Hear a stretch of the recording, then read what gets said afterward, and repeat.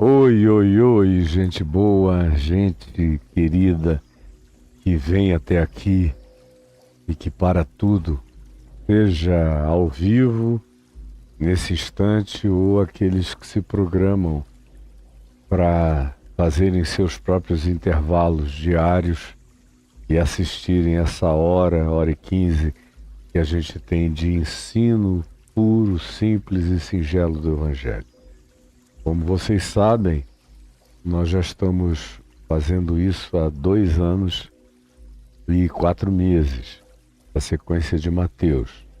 E eu dei uma parada no capítulo 20 de Mateus, que é onde estamos. Fiz esse parêntese aqui para a gente incluir essas parábolas universais de Jesus, que eu acho obviamente essenciais para fazerem parte dessa viagem no Evangelho de Mateus, onde eu puxei textos de Marcos e textos de Lucas e alguns de João, para ficar um pouco mais completa a sequência na mente de quem quer aprender, porque isso aqui não é para fazer cafuné em ninguém, é para ensinar a palavra do Evangelho para gente que não quer ficar apenas com entretenimento gospel. Isso aí está cheio de circo por aí para entreter você com as suas palhaçadas. Aqui não é para esse público, nem para essa expectativa. É para gente que está querendo aprender o Evangelho mesmo.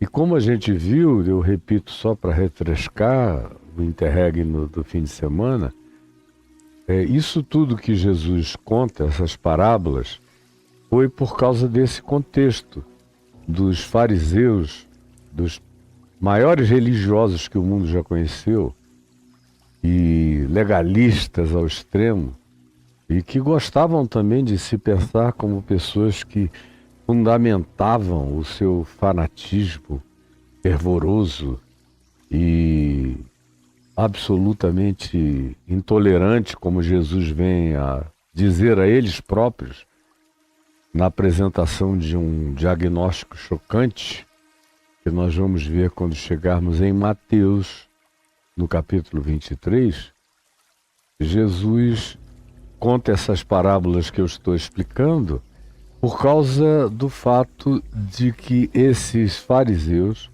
juntamente com os seus escribas, os seus acadêmicos, os seus estudiosos, os seus doutores, os seus PhDs de fanatismo religioso, estavam juntos murmurando contra Jesus, dizendo: isso aí é amigo de pecadores, não é de Deus, não é santo, não é profeta.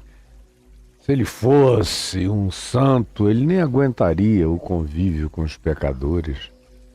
Ele não se sentiria bem com essas pessoas que são marginais da religião. Ele procuraria estar presente sempre com os grupos dos santos e santificados, ao invés de andar com gente tão abandonada, largada, e que pelo menos os homens e mulheres de bem com eles não querem estar. Eles não têm noção de família, eles não têm nem mesmo noção de pátria, eles são amigos até dos romanos, trabalham para os romanos. E Jesus anda com eles, aceita convite deles, vai comer na casa deles. Alguns deles dizem que se convertem e Jesus leva-os pelo caminho. Sem falar nas mulheres, nas meretrizes, nas prostitutas, nas mulheres que já casaram mais de uma vez, mulheres sem marido, mulheres sem dono, mulheres livres. E ele acolhe esse povo todo e no meio deles ele fica muito, muito à vontade. Agora, conosco não. A gente vai lá fazer umas perguntas e de fato eram uns santarados, tarados, doentes, pervertidos. Esses caras eram cães com cólera, entes raivosos, mordazes, ferinos, horrorosos. Quem lê os evangelhos vê como esses indivíduos foram verdadeiros diabos. O diabo deixou Jesus, mas os fariseus continuaram, e os religiosos não cessam nem quando o diabo para. E eles prosseguem. Então Jesus, por causa desse contexto, contou a parábola da ovelha perdida. Disse, olha, vocês são os 99 que dizem que não precisam de nada, que estão salvos e seguros. Eu vim para buscar uma ovelhinha perdida. E eu vou atrás dela até achá-la, porque ela é minha. E aí contou uma segunda parábola, que foi da dracma perdida, da mulher que tinha 10 dracmas, perdeu uma e aí saiu atrás loucamente até achar a sua dracma, e para celebrar esse achado, ela deu uma festa que provavelmente custou mais do que o valor da dracma, reunindo todas as amigas para celebrar por causa da relação de intimidade. Ela chama de a minha dracma. Não era de todo mundo, era dela, assim como Jesus chama de meus, esses que os outros desprezam. E que eram, no caso como da dracma, gente que eventualmente estava perdida sem saber que estava. A ovelhinha estava perdida e sabia que estava, não sabia o caminho. A dracma não. A dracma, semelhantemente a uma pedra dessa, podia se perder, tinha grande valor, mas não tinha consciência de si. E Jesus vem para esses que também estão perdidos, cheios de valor, mas sem saberem de si mesmos, e os acha. E há uma festa nas dimensões celestiais por esses encontros de Jesus com o ser humano dessignificado. Aí ele entra na história e na parábola chamada universalmente de filho pródigo, que é a história daquele pai que tinha 2 filhos e um deles, o mais jovem, achou que o pai estava demorando demais a morrer e ele queria a herança. A ele, como filho mais novo, tocaria 1/3 da herança do pai. Ao filho mais velho, 2/3 da herança do pai. Aí ele chama o pai e diz, pai, leva a mal não, mas você é muito forte, muito longevo, está demorando a morrer, eu não aguento. Vou ter que esperar você morrer, torcendo todo dia para você morrer, para eu ganhar a minha parte na herança. Você é real, você é um pai, nos criou até aqui, mas nós ficamos adultos, eu fiquei adulto. Eu não preciso mais de você, eu preferia um pai morto agora. Como teologicamente falando e filosoficamente, foi isso que os humanos literalmente disseram. Deus era para o tempo da nossa infância e adolescência. Agora que nós somos adultos, a gente prefere um Deus morto. E aí nem entenderam direito o que Nietzsche estava dizendo quando falou que Deus estava morto, referindo-se, obviamente, à falta total de importância e de significado que a religião adquirira, especialmente para ele, os traumas religiosos de um pai pastor protestante, perdas na família, um Deus de funerais, um Deus de fato morto, como a prática do cristianismo é. E foi apenas a isso que ele se referiu. Mas a grande maioria das mentes acadêmicas da humanidade diz, não, Deus é para a infância, é para a primitividade. Quando você chega à maioridade filosófica e da consciência, você não precisa mais de Deus.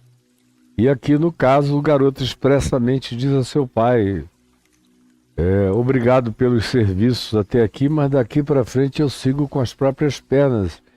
E como para eu ter a liberdade de ser o Deus de mim mesmo, de me tornar o meu próprio pai com os meus próprios recursos, com a minha própria autodeterminação, eu preferia que tu me desses a parte da herança ou morresses logo para eu receber o que me toca. E o pai, extremamente triste, todavia lhes lhes repartiu os haveres, repartiu com os dois. E esse mais novo foi embora, e eu falei do que aconteceu com ele, do significado dessa história que Jesus conta aqui, de como ele foi para a terra distante, como ele dissipou tudo, como viveu dissolutamente, como ele perdeu a solução pessoal na sua própria consciência, como ele cultuou o consumo, até que as circunstâncias pararam o devaneio dele. Duas coisas pararam o devaneio dele. Em primeiro lugar, é o fato de que dinheiro acaba, riquezas acabam. Por mais que você as tenha, como os bilionários do planeta Terra, poderiam jogar $1 milhão fora todo dia, queimar $1 milhão, que demoraria ainda 3.000 anos para eles acabarem com a riqueza deles na média. Mas acaba. No caso desse moço aqui, não era tanto que ele tinha, era muito. Mas tinha prazo de validade. E quando o prazo de validade expirou, concomitantemente a isso, aconteceu uma grande fome. Houve uma situação circunstancial e conjuntural grave que atingiu a todos. Quem tinha poupança, recurso e meios sobreviveu. Quem não tinha, como esse, que tinha dissipado tudo e que tinha entrado em estado de insolvência total e que tinha cultuado o consumo, o hedonismo e os prazeres e o seu próprio narcisismo, quando chegou essa hora de necessidade, ninguém ficou com ele e nada sobrou. Aí eu falei, num outro dia, sobre o Deus que age nas circunstâncias. E aí gastamos 1h30 aqui falando sobre a ação de Deus nas circunstâncias, sem voz, sem ninguém falando, mas o conjunto fenomenológico das condições que fomentam e que criam uma determinada realidade para um indivíduo, carregam frequentemente vozes divinas as mais variadas. E a soma dessas vozes, como diria o meu amado C.S. Lewis, é uma espécie de megafone divino tentando acordar-nos da estupidez humana através da conjuntura do sofrimento. E eu falei extensivamente sobre Deus falando nas circunstâncias e como isso frequentemente é o que prepara a consciência do indivíduo quando ele começa a olhar, a entender, a comparar, a rememorar, e quando a memória dele vai sendo salva da ingratidão total, e ele começa a ver tudo que já tinha tido e nunca enxergara, todas as oportunidades que lhe tinham sido concedidas e que ele não considerara, que ele tomou como garantidas, e vai enxergando a própria idiotice até que cai em si, como diz o verso 17. Acorda daquele sono, daquela anestesia. E eu falei quase uma meia hora sobre esse estado de anestesiamento existencial, psicológico, espiritual, no qual a maior parte da humanidade vive, mesmo quando não viva uma vida tão extravagante assim, como a descrição feita por Jesus acerca desse moço. No entanto, até na calmaria da existência, boa parte da calmaria e do desinteresse e da numbness, como se diria em inglês, mas é uma espécie de dormência existencial na qual a maioria das pessoas vivem, é um anestesiamento, é um estado de sonambulismo funcional no qual a maioria vive. Eu falei sobre isso bastante na última vez, que foi quinta passada, e falei também sobre, além disso, surgiu nele uma graça de que a memória não só trouxe à lembrança as coisas boas que ele desprezara e que eram extraordinárias, como mais do que isso, ele foi invadido por uma imaginação profética de graça. Ele lembrou do Pai, como o Pai era. Como o Pai era amor, era graça, era bondade, era justiça. Aí comparou o que ele tinha agora, na sua suposta autonomia, sendo sujeito da sua própria história, de maneira totalmente independente, vivendo sem Deus no mundo, como Paulo diz aos Efésios, e as consequências que ele conseguiu granjear, que foram miséria, fome e uma vida de pocilga, de chiqueiro, de desejo de comer babugem de porcos. Foi o que chegou até ele no final dessa viagem, quando enfim ele começa a acordar e cair em si, fazer um looping existencial, voltar sobre si mesmo, se enxergar, como eu falei e dei várias ilustrações desse enxergar-se, que só acontece quando a gente cai em si. E aí um dos resultados disso é o surgimento dessa imaginação profética da graça, quando o indivíduo começa a conceber a bondade de Deus em seu favor, comparativamente ao que ele já tinha visto acontecer com tanta gente que chegava ao pai dele, e todo mundo era tratado com graça, com acolhimento. Aí ele lembra até do mais distante de todos os funcionários do pai, trabalhando numa fronteira distante da fazenda, mas que todavia comia pão com fartura, não tinha necessidade de nada, recebia a mesma cota de todos. E ele diz: e eu aqui, eu que sou de lá, eu que sou da mesa, eu que tenho acesso, eu que fui amado, eu que fui cuidado, estou aqui. Olha eu aqui, idiota. Até então ele não tinha nem enxergado onde ele estava realmente. E quando a miragem passou e a realidade voltou e o acachapou, aí ele diz: e agora eu aqui. Caiu em si e disse: olha eu aqui. E aí lembra do amor do Pai. E aí essa imaginação profética começa a fazê-lo pensar e crer que talvez haja ainda um lugar de acolhimento para ele na casa do Pai. Se o meu pai é como ele demonstrou ser a vida inteira, na minha observação distraída e até desprezante de quem ele era, se ele é como de fato, coerentemente, ele mostrou-se ser durante todo o tempo da minha idiótica observação, quem sabe ele me recebe ao menos como um dos seus mais baixos e distantes trabalhadores que não tem nem acesso a ele, mas eu quero apenas o pão da casa do meu pai. E eu falei sobre como essa imaginação profética, essa capacidade de se enxergar como objeto ainda do amor de Deus, é pura graça do Espírito Santo trabalhando na nossa interioridade, tanto quanto as circunstâncias tinham sido.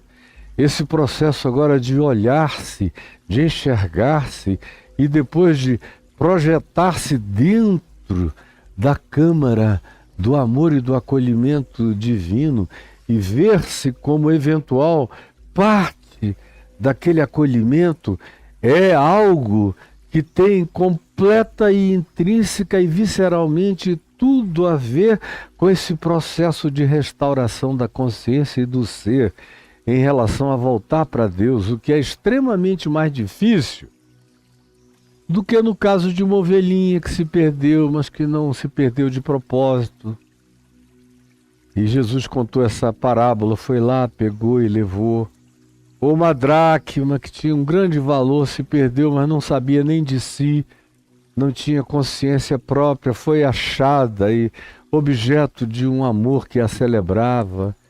Agora, nesse caso aqui não, é uma pessoa que deliberou, que conhecia o pai, sabia tudo do pai, mas deliberou. É como aquelas pessoas que deliberaram em relação a Deus, por razões as mais variadas. Quase sempre tem a ver com vaidade pessoal, ou com traumas, que não era o caso dele, ou com simplesmente surtos de autodeterminação e autossuficiência total. E o indivíduo vai nessa determinação até que a existência o chama para um diálogo dos Vera. E quando ele tem alguma coisa boa no coração, quando ele tem um pai e é filho desse pai, ele acorda. Só não acordam aqueles que decidiram, mesmo em meio a tais circunstâncias, optarem por identificação com os porcos, mas para casa de pai nenhum eu volto. O que parece quase impossível de conceber, mas infelizmente tem gente assim também. Mas no caso dele, ele entrou nessa viagem e a imaginação profética da graça o viu ver-se acolhido eventualmente na casa do pai. E aí ele toma uma decisão, depois da imaginação e da percepção do amor do pai, e dele fazer toda essa consideração, tem que haver uma ação. Não basta você ficar na imaginação profética do amor de Deus. Tem que haver uma ação, uma postura que se transforme em atitude e vire comportamento e que coloque o indivíduo a caminho no processo do abraço eterno. E é o que o texto diz aqui. Jesus diz, verso 20, e levantando-se, foi para o seu pai. E levantando-se, foi para o seu pai. E levantando-se, foi para o seu pai. E levantando-se, foi para o seu pai. Vinha ele ainda longe, longe. A terra era distante, ele tinha ido para o mais longe que ele podia, para o fim do mundo mais acessível e mais cheio de badalação que ele sabia que existia. E agora ele vem de volta, andrajoso, faminto, ferido, arrebentado, desgrenhado, mal vestido, com farrapos sobre si, vinha longe. Mas tem algo extraordinário nessa história que prossegue dizendo, vinha ele ainda. Ele ainda estava muito longe. Ele ainda estava muito longe. Ele olhava para si mesmo e dizia, meu Deus, quanto chão eu ainda tenho que andar para chegar na casa do meu pai. Tanto caminho a ser vencido. Será que eu vou ter força para chegar lá? Eu estou tão debilitado, totalmente arrebentado, desnutrido, desenergizado, deprimido, angustiado. Será que eu terei forças para chegar lá na casa do meu pai? Mas olha só como prossegue o verso 20. Vinha ele ainda longe, quando seu pai o avistou. É isso que faz toda a diferença. Ele não avistou o pai. Ele só avistou um chão que para ele naquele momento parecia ser ainda inatravessável. De um caminho completamente complicado e dificultado a ser percorrido. Ele não sabia nem se tinha energia para completar essa jornada. Ele só não sabia que o pai nunca saíra da varanda. nunca saíra da janela. O pai nunca saíra da janela. O pai vasculhara o horizonte de dia e de noite, porque lá no fundo o pai sabia que aquele filho era dele e que chegaria uma hora em que aquele filho iria despertar da sua soberba, da sua arrogância, da sua autonomia, da sua vaidade existencial. Chegaria uma hora em que as circunstâncias gritariam como um megafone divino nos ouvidos dele. Chegaria a hora em que ele cairia em si, que o anestesiamento passaria. Chegaria o tempo em que a imaginação profética da graça iria engravidá-lo com possibilidades de perdão, e chegaria o tempo em que ele tomaria, enfim, uma decisão de se levantar e de se colocar em pé e de se pôr a caminho, andando na direção do Pai. E mesmo nesse trajeto, quando ele achava que faltava muito, e não sabia nem se conseguiria até lá chegar, desconhecia, todavia, completamente o fato de que o pai nunca deixara de olhar para a linha do horizonte de possíveis eventos da graça de Deus. O dia em que ele aparecesse na linha do horizonte, como uma cabecinha, como um ponto, uma sombra desfocada, mas que o pai identificava com clareza. Como Jesus disse aqui, vinha ele ainda longe, quando seu pai o avistou. É o pai que me avista. E ele não quer saber como eu estou, nem como eu me apresento, se eu ganhei ou se eu perdi, se eu joguei tudo fora. Ele sabe que de um modo ou de outro, com aquela atitude que eu tinha, eu estava saindo para me arrebentar na vida. Mas livre-arbítrio é livre-arbítrio. E ele deixa você ir. Ele não fica amarrando, algemando, prendendo, contingenciando, sabotando. Não. Você é livre para ir, meu filho. Aqui o que é teu, vai. E deixa a porta aberta, sem falar nada. E quando esse menino vem, olhando para o chão, sem enxergar horizonte nenhum, só mais um passo, outro passo, num caminho que parecia que não terminaria jamais, ele todavia o avistou. E compadecido, ai meu Deus, meu filho querido, amado, como é difícil se adquirir uma consciência, meu filho. Olha só que preço de estupidez você teve que pagar para acordar. Tem gente que precisa ser levada aos limites da idiotice para acordarem os que acordam. Infelizmente, como eu já disse, tem gente que não acorda nunca desse sonambulismo e dessa insensibilidade. Comem comida de porcos e depois de um tempo se sentem porcos e passam a ser um deles. Mas esse moço tinha uma natureza que ele conhecia. Ele tinha a certeza de um pai que ele abandonara, mas que agora ele já não esquecera. O pai voltara com força para as memórias dele.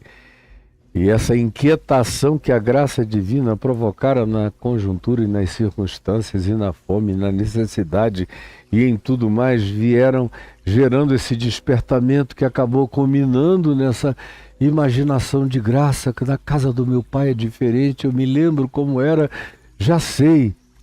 E aí se levantou e foi, e vinha cambaleante quando o pai, de longe, vinha ele ainda longe quando seu pai o avistou, e compadecido dele, olhando aquela linha no horizonte e não esperou nenhuma aproximação. O avistou, o avistamento gera essa compaixão, diz, meu Deus, olha ele. E aí isso bota um movimento na atitude do pai, correndo. Avistou-se, compadeceu e correu. E Jesus disse, é isso que eu estou fazendo em nome do meu Pai.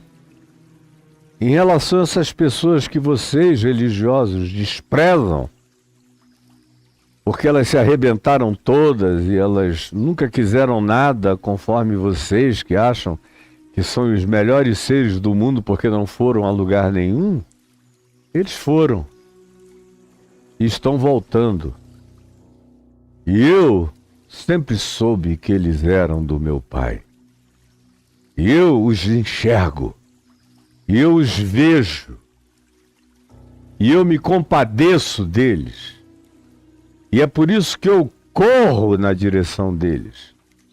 É por isso que eu os procuro, é o que Jesus está dizendo. Porque eles são meus irmãos, são filhos do meu Pai. Porque eles carregam o DNA da misericórdia divina. Eu corro na direção deles como meu Pai corre na direção de todos os seus filhos. Correndo, portanto, o Pai o abraço. Ele levou um susto quando, de repente, estando ainda longe, o Pai aparece na cara dele. E não só aparece, mas não ensaia. Nada. Vem correndo e abrupta, súbita, forte, chocante e amorosamente o agarra e o abraça e o beija. O beija. Cheiro de porco, de pocilga, todo cracolento, nojento, ceboso, sem banho, cabelo todo embolado. Mas o pai não tem frescura nenhuma, graça absoluta. Vence toda a feiura humana e reconhece o filho debaixo das máscaras da maior degradação que o indivíduo possa ter vestido durante o curso da sua existência, mas o Pai atravessa todo esse mascaramento da desgraça e vê a tua face original. Vai correndo, compadecido, e o abraça e o beija. Aí o filho disse, agora é minha hora. Ele chegou até aqui, meu Deus, quem é esse homem? Que sai de casa, chega até aqui, não me pergunta nada, é meu pai, me abraça, me beija. Deixa eu arrancar o que eu ensaiei, que ele tinha ensaiado durante a imaginação profética, uma oração para fazer. Eu vou chegar lá e vou dizer, Pai, pequei contra os céus e diante de ti já não sou digno de ser chamado teu filho. Recebe-me ao menos como um dos teus trabalhadores. Foi a oração que ele tinha imaginado. Aí quando chegou agora aqui, agarrado, o pai abraçando aquele toco de mau cheiro, aquele pelourinho de desgraças. Aí ele começa a falar no ombro do pai, enquanto o pai chorava de alegria, agarrado a ele, e aí ele começa a dizer, Pai, eu pequei contra os céus e diante de ti eu já não sou digno de ser chamado teu filho. Mas o pai interrompeu a oração. Não deixou ele completar. Quando ele falou essa blasfêmia aqui, já não sou digno de ser chamado teu filho. O pai interrompeu. E olha como Jesus interrompe a oração desse rapaz com a fala do pai. O verso 22 diz: o pai, porém. O pai parou. É um porém, essa adversativa do amor. O pai introduziu essa adversativa do amor. Interrompeu a oração que ia concluir com o máximo que ele podia conceber, que era: recebe-me ao menos como um dos teus trabalhadores. O pai, porém, para com isso. Para com isso, filho. E olha para os servos, quem sabe com o filho entre os braços ainda, e disse aos seus servos que tinham corrido atrás dele quando viram o homem sair estrada fora sem explicação, foram atrás. Ele já era idoso. Ele diz a esses servos que já o cercavam na estrada: trazei depressa a melhor roupa. Interessante, ele nem falou: preparem um bom banho. Não, ele mandou irem buscar a melhor roupa para vestir o sujo no meio do caminho. A religião, se tivesse essa bondade, diria: preparem um banho, um batismo por imersão com muito sabão de solda cáustica para tirar essa craca, para ver se tem jeito ainda aqui. Não. Esse pai não provê nem batismo, nem banho, nem nada. Ele manda trazer a melhor roupa, que o cubra, que o justifique, que o vista. Banho depois. Quando chegar o momento desse conforto, ele mesmo vai procurar. Agora eu só quero afirmar que ele foi, mas nunca saiu daqui. E ele me perdeu de vista, mas eu nunca o desavistei no meu coração. Tragam a melhor roupa e vistam. Não importa o que vocês vão vestir, vistam da melhor maneira possível, com os trajes mais finos que vocês encontrarem no quarto dele, que continua intacto e não foi mexido. Trazei depressa a melhor roupa, vestiu e ponde-lhe um anel no dedo, o anel da família que certamente ele tinha já vendido nos estertores de todas as coisas, na fome, na necessidade, se desfez de tudo. Trazei de novo o anel de pertencimento. E no primeiro século isso tinha uma importância enorme para uma família organizada. Eram as marcas da simbolização de pertencimento. Trazei a melhor roupa e o anel da família, e coloquem esse anel nele, no dedo, ponde-lhe, significando dizer que o garoto teve só que estender a mão, o rapaz, e os outros enfiaram o anel nele. Ponde-lhe o anel no dedo, e tragam também sandálias, porque ele está todo arrebentado, com os pés feridos, sangrando, cascudo. Tragam sandálias, conforto para o resto da caminhada. Eu quero que ele já entre em casa vestido, que ele entre em casa já se sabendo pertencendo, e que ele chegue em casa com conforto mínimo de retorno no final dessa viagem. Ah! O pai diz: ah, não esqueçam, peguem no campo o melhor novilho que nós tivermos, o mais cheinho, o mais gordinho, o mais cevado, o mais saudável, e abatam-no, porque nós vamos fazer uma festa. E vamos comer em abundância, como nunca mais tínhamos comido com tanta alegria nessa casa. Porque esse filho podia ser tudo, mas ele era a alegria da família. Antes de ir embora, antes de surtar. E nós vamos outra vez nos alegrar. E vamos beber. E mais do que isso, contratem a melhor banda da cidade. Tragam. Porque hoje tem música e hoje tem dança. E a ordem é essa: a todos os que convivem, trabalham ou são meus amigos, eu envio esse comando: comamos e regozijemo.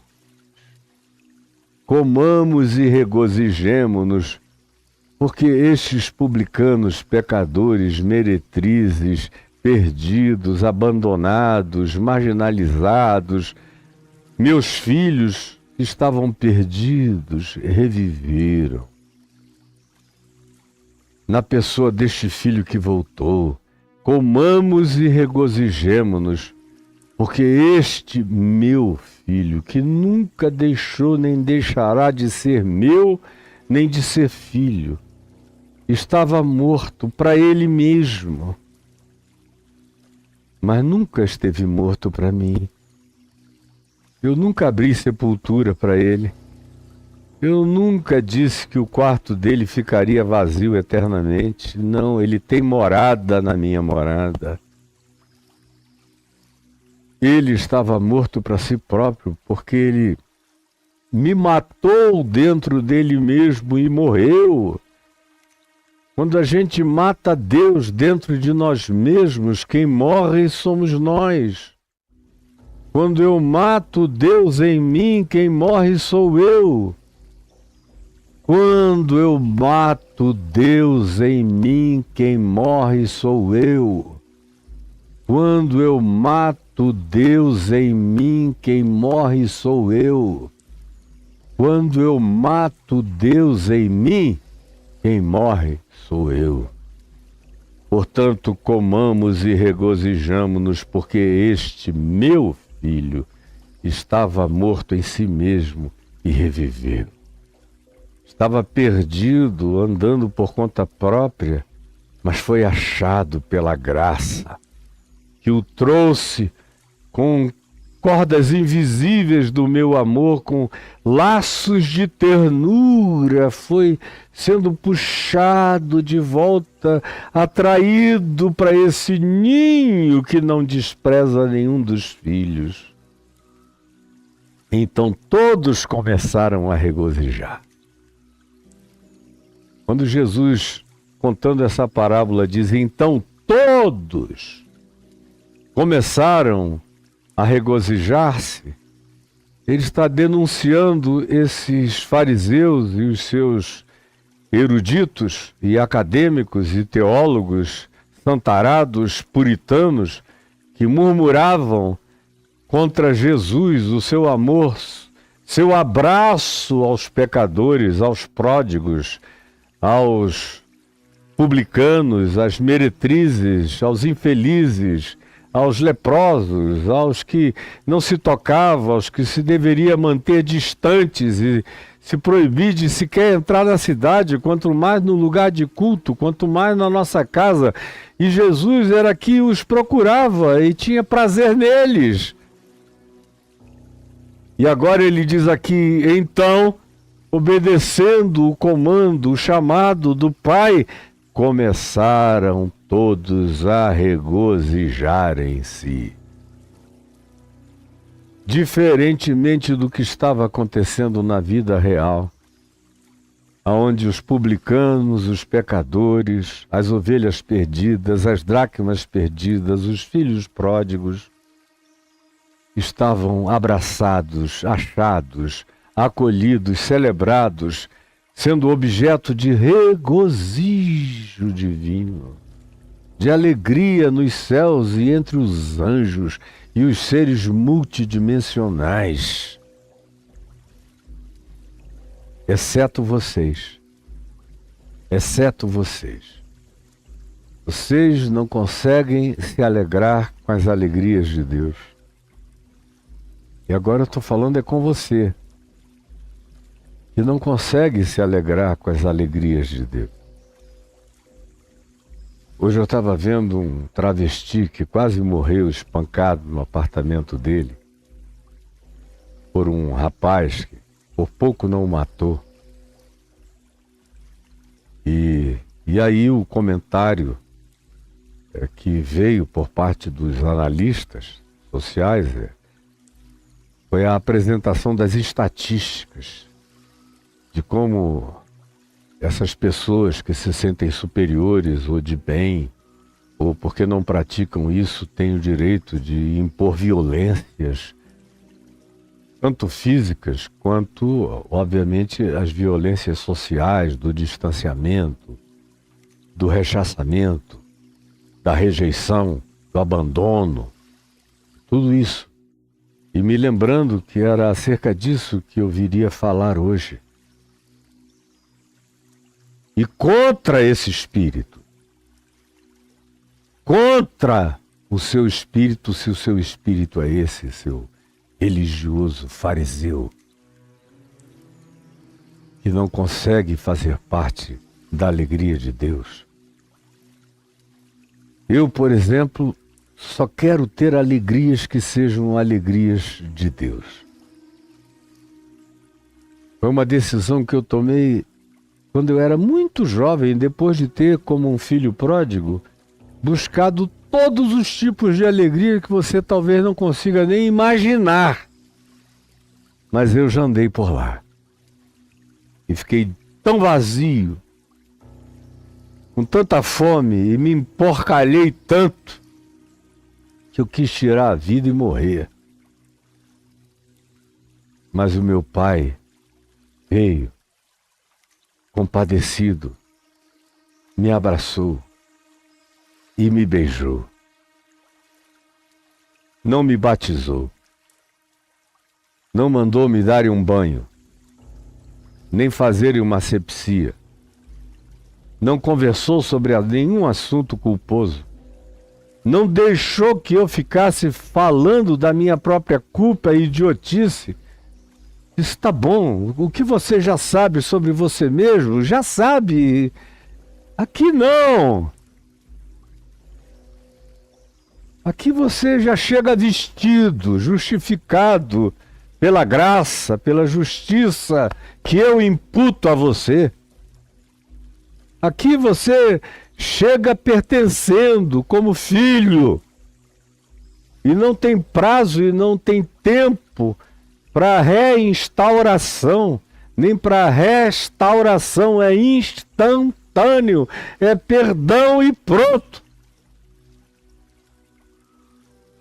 E é alegria, e é fartura, e é graça, e é um dia especial, e é comemoração, e é celebração, e é festa. É dia de bom vinho, é dia de boa comida e é dia de boa música. Porque o meu coração está alegre, diz o Pai. O Pai está alegre, comamos e bebamos, porque este meu filho estava morto e reviveu, estava perdido e foi achado. Essas são as razões da alegria do coração do Pai. E eu pedi a Ele que me ajudasse nessa vida a ter como minhas grandes alegrias exclusivamente aquilo que fossem alegrias e celebrações divinas. Por isso eu me alegro com tanta coisa que eu sei que alegra o coração de Deus. Por isso eu me alegro tanto com cada um dos netinhos lindos. Me alegro tanto com os filhos amados, em todos os tempos ou circunstâncias que eles tenham vivido. Eu sempre soube, sei e saberei que eles são meus e são do meu Pai que está nos céus. Sempre me alegrei em ver uma pessoa caindo em si e se enxergando. Essa é a minha maior alegria, eu não resisto. Eu posso estar arrebentado, mas quando eu vejo alguém caindo em si, eu me renovo na mesma hora e eu fico forte, eu fico intenso. Eu quero celebrar a alegria de Deus. Eu não me alegro com 10 dracmas ou 9 dracmas como sinal de riqueza, eu não estou nem aí. Como com igreja grande, de gente santarada que diz: nós somos os eleitos de Deus desse mundo. E por isso somos os grandes e únicos abençoados na face da terra. Quem não for como nós já está perdido e é do inferno. Esse pessoal me dá pavor. Eu quero a distância dessa gente que faz mal, que corrompe o espírito humano. Eu os atendo, porque eles me procuram quando me procuram. Eu os atendo com todo respeito e amor. Mas eles não são a minha opção de alegria na vida, jamais serão, porque eles quase me matam de tristeza na expressão da arrogância soberba e supremacista deles. Como em geral todos os demais fanáticos religiosos, ou todos os que carreguem algum tipo de supremacismo ideológico, político, de qualquer natureza, que os faça sentirem-se superiores aos demais seres humanos. Eu só quero manter no meu coração as alegrias do coração do Pai.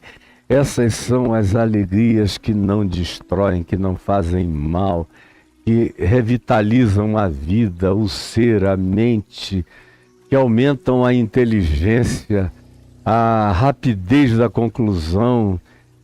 São essas alegrias que emulam as memórias mais gratas do coração, as memórias mais viscerais dos meus neurosensites aqui do coração, dos meus neurônios de sensibilidade emocional e de memória bruta da existência mais real, guardadas aqui dentro do meu coração físico e muito mais profundamente no meu coração mental, psicológico, espiritual, emocional, de vínculos eternos com a gratidão.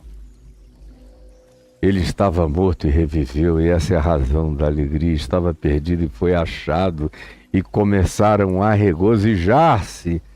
E você quer fazer parte dessa alegria? Os religiosos não conseguem, a menos que o cara corte o cabelo, troque de roupas e bote um uniforme religioso, conforme a denominação, a igreja ou a religião dele. Pegue ou algum rosário, ou bote alguma cruz, ou agarre algum objeto sagrado para dizer: foi isso aqui, foi essa oferta que eu dei no gasofilácio que fez Deus se interessar por mim. Não, jamais. Eu não fiz nada, eu não tenho nada. Ele é que me ama porque Ele é quem Ele é. E Ele é fiel a si mesmo. Ele jurou e não se arrependerá, que não me deixará jamais. E que meu nome está gravado nas palmas da sua mão. E começaram a regozijar-se, mas eu dizia: o religioso não sabe entrar nessa festa. Guarde isso. Eu vou parar hoje aqui só dizendo isso para continuar amanhã. O religioso não sabe entrar na festa da graça. Guarde isso. O religioso não sabe entrar na festa da graça. Não sabe se alegrar com aquele que é o irmão que foi embora para uma terra distante, que caiu em dissolução, que dissipou tudo, que se arrebentou, mas que enfim caiu em si, que desenvolveu uma imaginação profética do acolhimento da graça e tomou a decisão de voltar e foi surpreendido porque o pai correu no meio do caminho e o acolheu e o abraçou e o vestiu e deu a ele o código de pertencimento, um anel no dedo, deu conforto para voltar o resto do caminho para casa, mandou matar um novilho cevado e contratou a melhor banda da cidade e disse: alegrem-se e regozijem-se comigo, porque este meu filho que estava morto reviveu, que estava perdido foi achado. E começaram todos a regozijarem-se. Porém, há um filho que não entra na festa. É o filho religioso dessa família que fica com ódio do amor e da graça de Deus.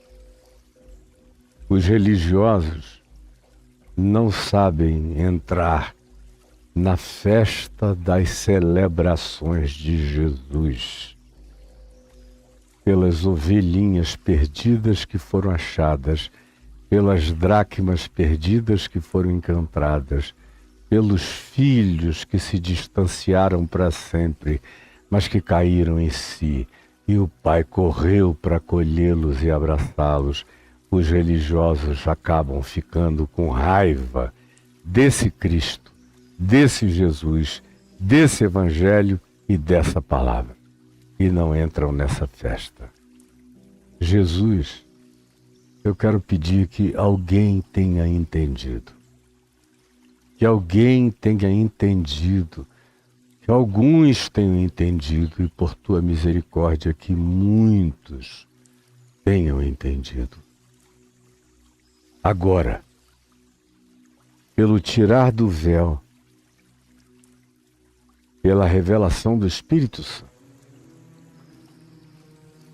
que muitos tenham entendido, em nome de Jesus. Amém. Amém e amém.